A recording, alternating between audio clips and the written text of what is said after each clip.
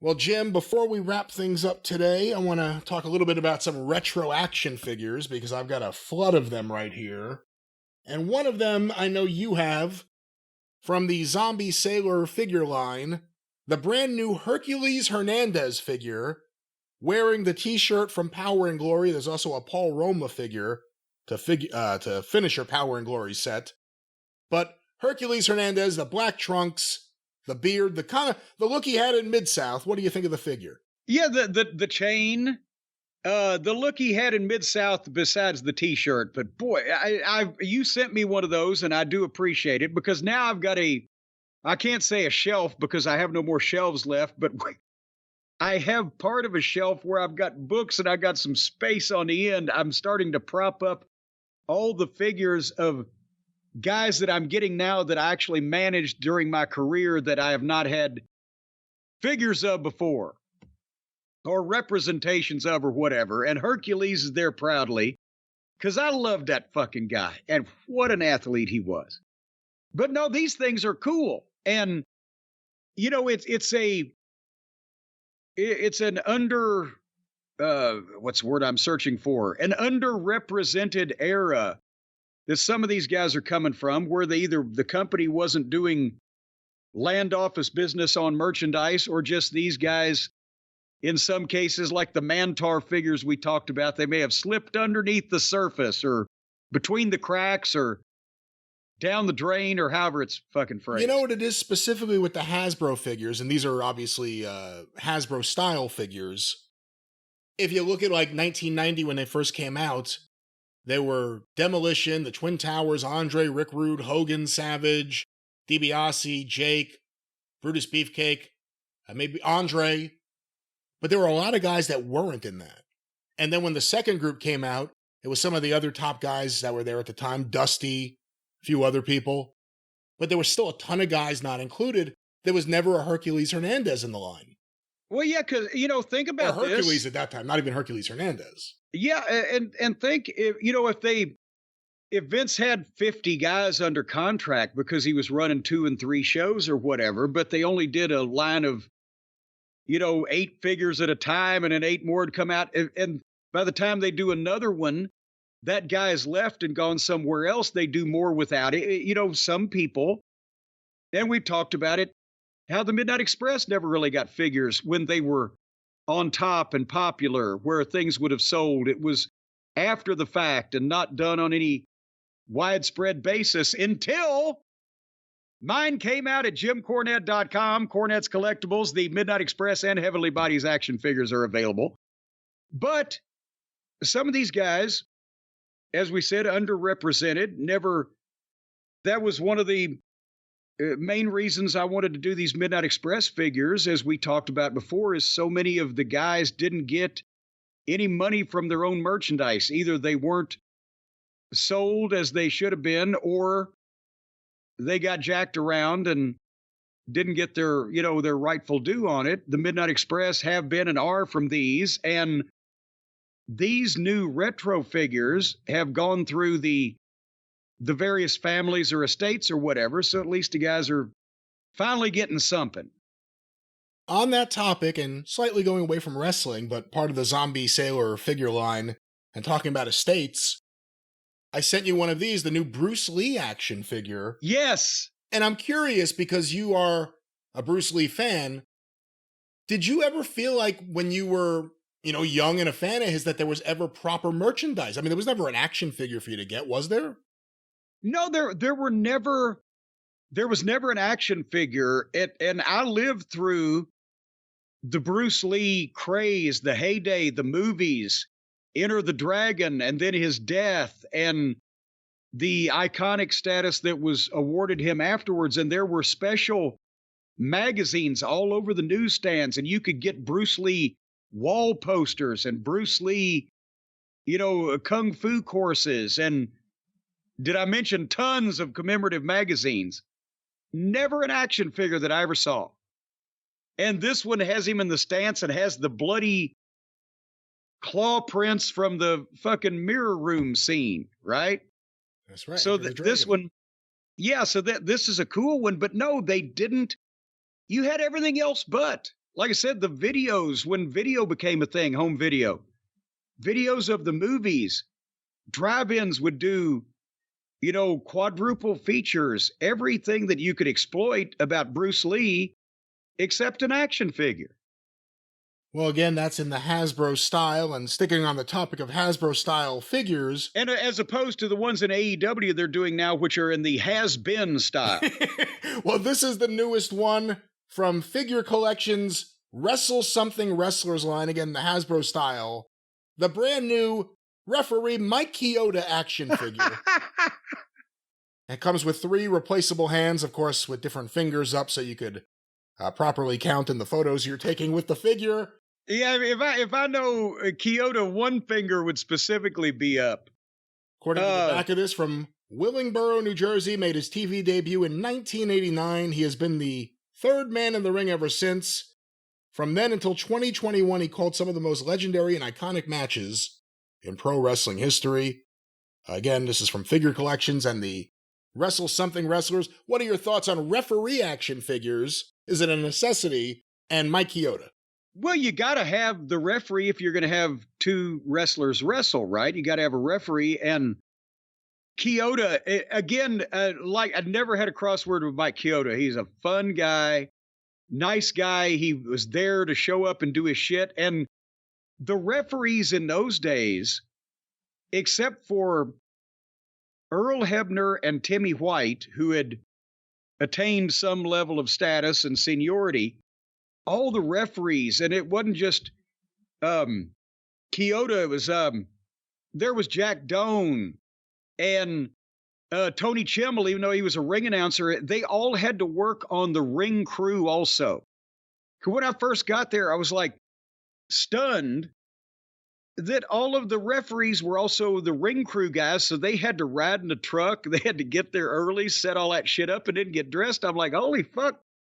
But no wonder they had Hebner or they had Timmy White to do the main events so they could spend a little more time with, concentrating on their match and what was going to go on if it was a pay-per-view TV or whatever. But the referees, they got their money's worth out of them.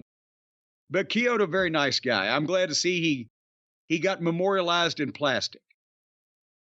Well, sticking on the topic, and let me just mention also, because I have them here, Figure Collections just put out guardrails for anyone who needs guardrails for their photos. But, Jim, I have here from the Hastel Toys Grapplers and Gimmicks line. You talk about wrestlers missing from those sets of the late 80s, early 90s figures. The fabulous Rougeau Brothers, Jacques and Raymond.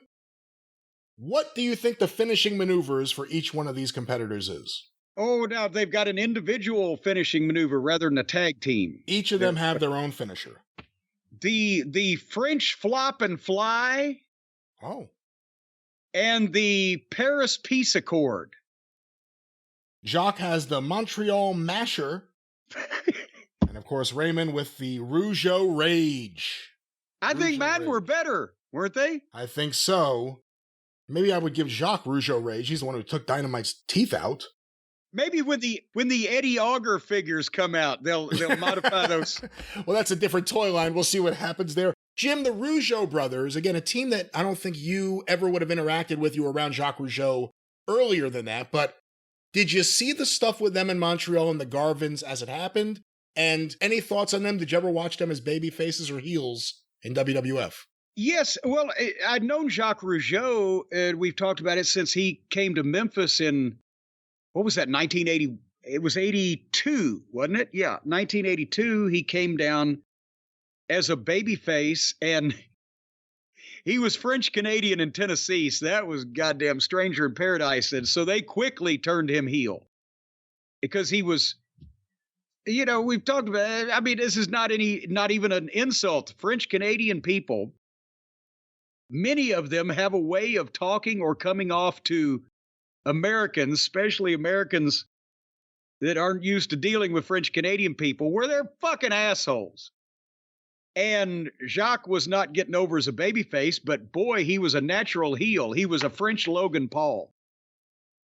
Ray Rougeau, I worked with more when I got to the WWF, in the 90s because he was still doing French language commentary and would do some work, around the Canadian events that DeMarco was running and etc. So Raymond, very nice guy and the more calm of the two brothers, but he was in the boxing match we did in Montreal, Owen against Raymond Rougeau, where he had George Chuvalo in his corner.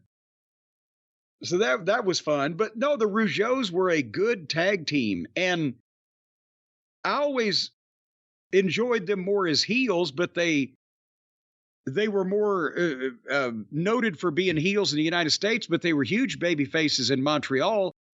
And what was that run with the Garvins, 85 or 86? I believe it went into 86. I believe 86.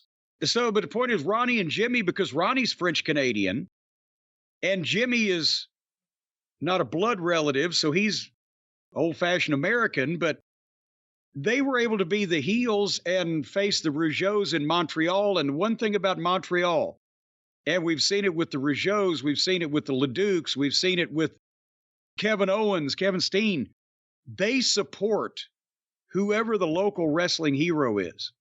And Jacques in modern days has drawn some incredible size houses on indie shows in Montreal, but they were, what was it, the promotion? Was that All-Star Wrestling at the time, or what was? International.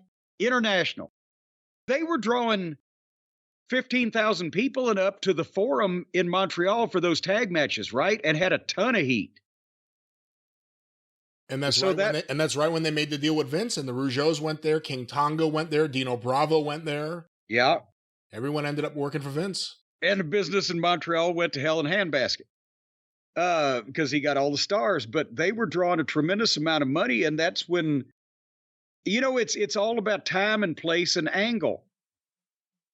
Because Montreal had not been doing well business-wise for a few years before that, but boom, it made an incredible comeback, and you had, that's what they need. That's the Montreal recipe, is to have really strong local French-Canadian babyface and then a heel that either is, maybe in Ronnie's case, French-Canadian, but also just heels that work well with those baby faces, and you can draw money, or you could.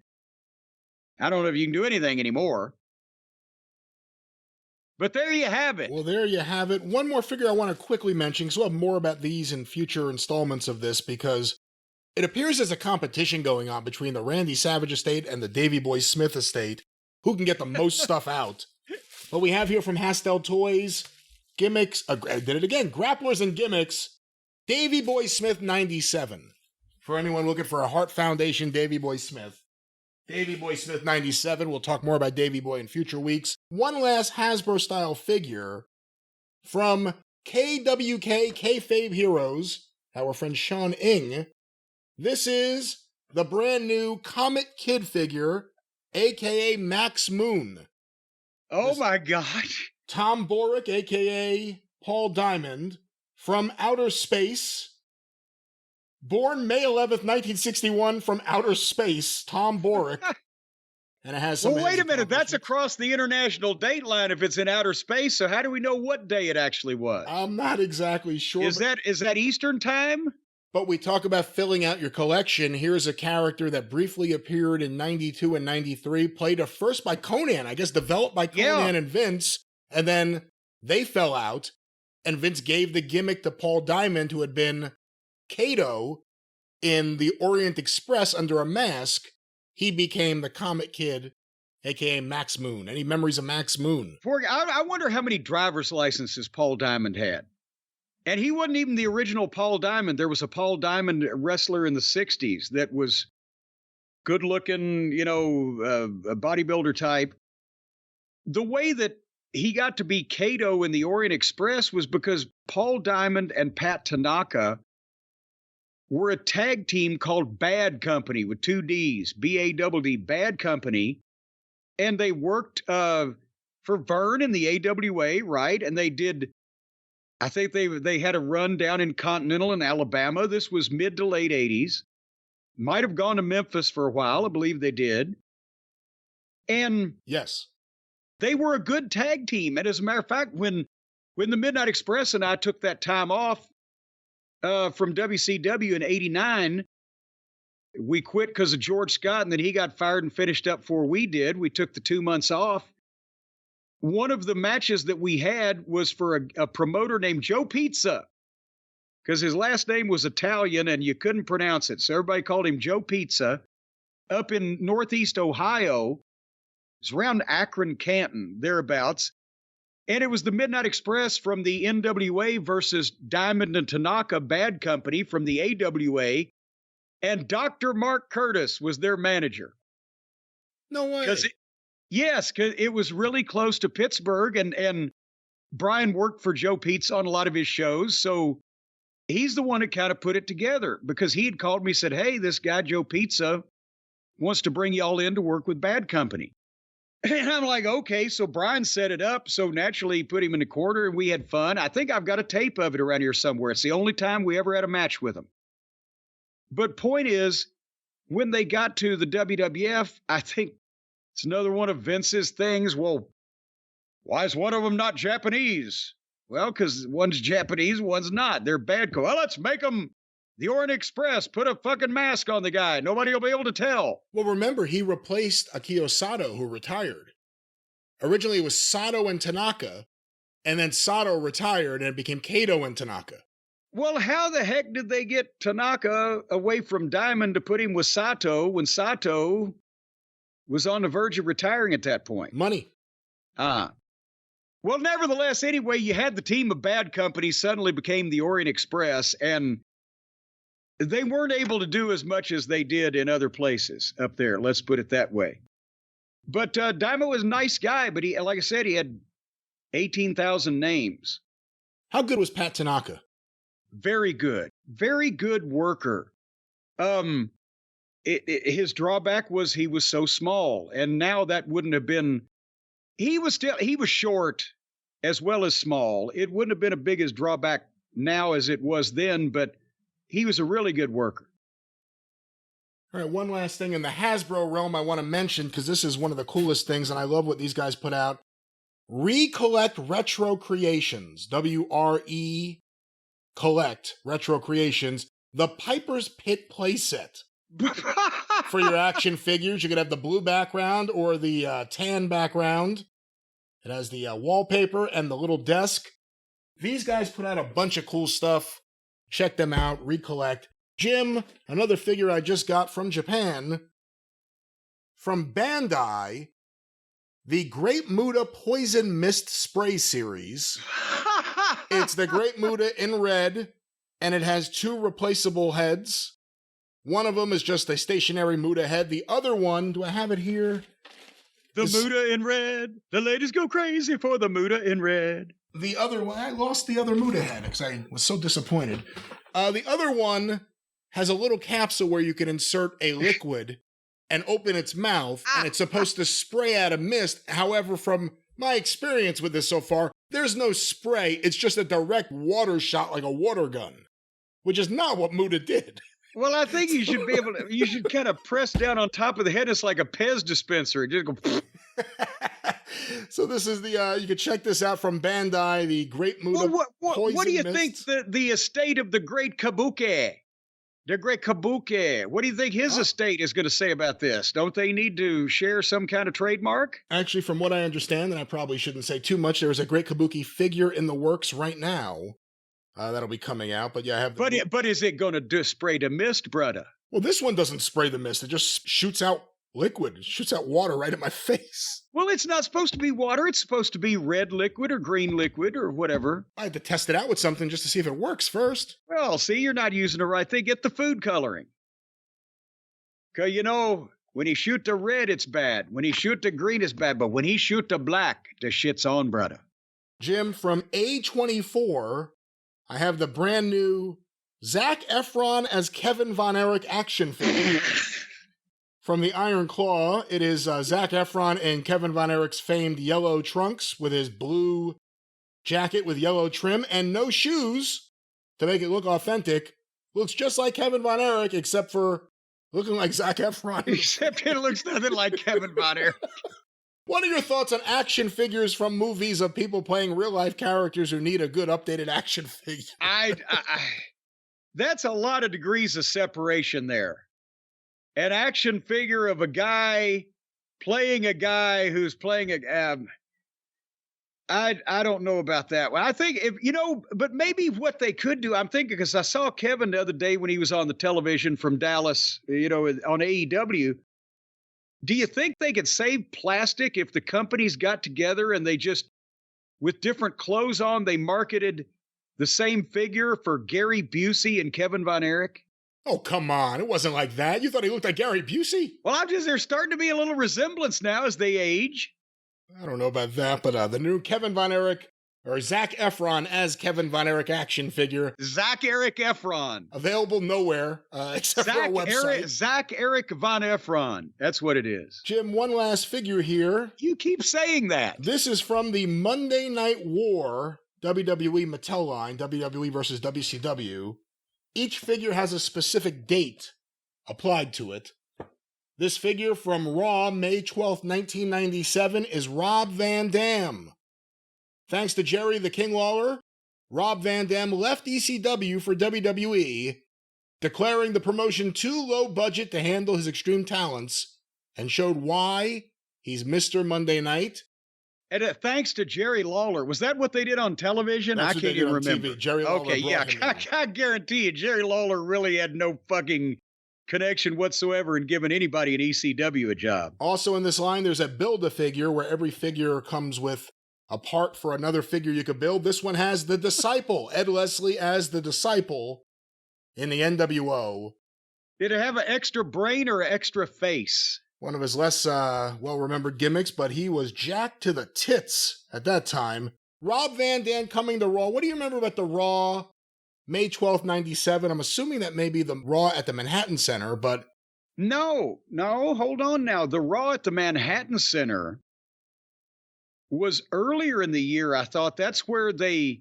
That's not it was before the pay-per-view. That's right. Yeah, that's right. Not where Van Dam debuted and began working for the WWF. I think that was the time where he didn't even work for the WWF. They were there, but Paul E was playing some kind of psychosexual game.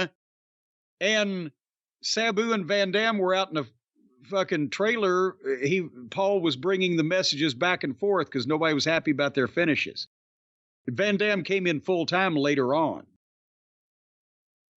That wasn't a red letter day for me. I have no recollection of that. I was probably there. Where was it? It did not say. Did it say? Hold on. I could go find my book and probably tell you, but I don't feel like standing up and risking It does not say. It does not say, but that was the retro figure rundown this week. Jim, on the topic of figures, let the listeners know where they can get the final Jim Cornette variant that you could have so much fun with and draw all over and mark come up. on. Where can they get it today? That's right. The final Jim Cornette action figure deviant cannot be gotten today, but it can be seen today at JimCornette.com, and the holiday sale where it can be gotten starts on Saturday, October 5th at noon Eastern Time. The Man in White variant, you get it for half price with any of the tag team sets. The thank you, fuck you, buy t-shirts are back, and all the various photos, DVDs, books, magazines, and more. JimCornette.com.